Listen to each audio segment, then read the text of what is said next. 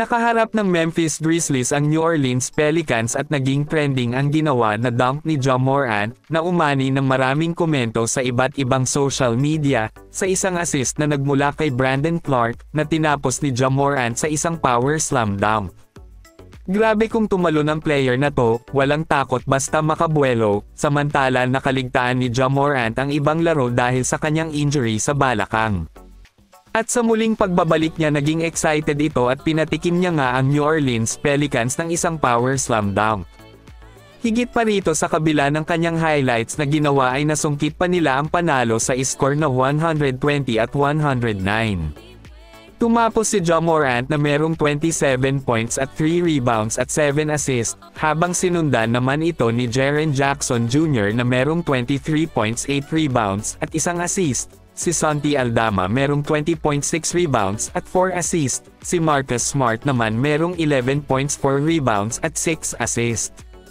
Habang sa New Orleans Pelicans naman hindi pa rin nakalaro sa kanila si Zion Williamson, sa naganap na laro si CJ McCollum ang nanguna na merong 30 points 4 rebounds at 2 assists. Sinundan naman ito ni DeJounte Murray na merong 21.6 rebounds at 6 assists, si Trey Murphy III meron ding 21 points at 9 rebounds at si Yves Missi merong 16 points at 14 rebounds. Sa masikip na Western Conference, ang Memphis ay nasa kasagsagan nito na may pang-apat na pinakamahusay na record at isang plus 8.4 point differential bawat laro. Pangatlo sila sa pinakamahusay sa kanluran, at ikalimang pinakamahusay sa buong NBA, at ngayon sa pagbabalik ni Ja Morant sa koponan ay inaasahan ito na tataas pa. Mahaba na ang laro na nakaligtaan ni Kawhi Leonard dahil sa injury nito, ngunit sa kabila ng pagkawala niya naging mabuti naman ang takbo ng Los Angeles Clippers, sa pangunguna ni James Harden. Ngunit iba pa rin kapag may isang Kawhi Leonard sa court, inaasahan ng mga fans na sana'y makabalik na ito at maglaro na.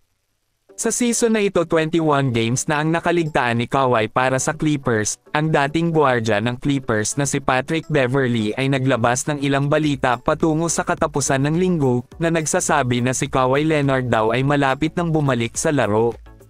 At mas nilinaw pa ng Clippers dahil sa head coach na si Tyrone Lue ay nagpayag sa isang interview patungkol sa injury update ni Kawhi. Sinabi niya na si Kawhi daw ay umuunlad naman ng mabuti, patuloy naman daw na mabuti ang kanyang pagpagaling dahil sa kanilang mga medical na kawani na ginagawa ng mabuti ang trabaho, na sinisigurado na 100% na makakabalik na si Kawhi Leonard sa Clippers ng healthy. Ang Clippers ngayon ay 12-9 ang kanilang record, si James Harden ngayon ang nagdadala sa kanila para sa panalo, siya ang main core ngayon ng Clippers, nandyan din na tumutulong sina Norman Powell, at Ivica Zubac habang umaasa rin kina Chris Dunn at Derrick Jones Jr. Sa ngayon sa naging pahayag ni Coach Ty Lue ay tila magandang senyales ito na malapit na bumalik si Kawhi at maglaro.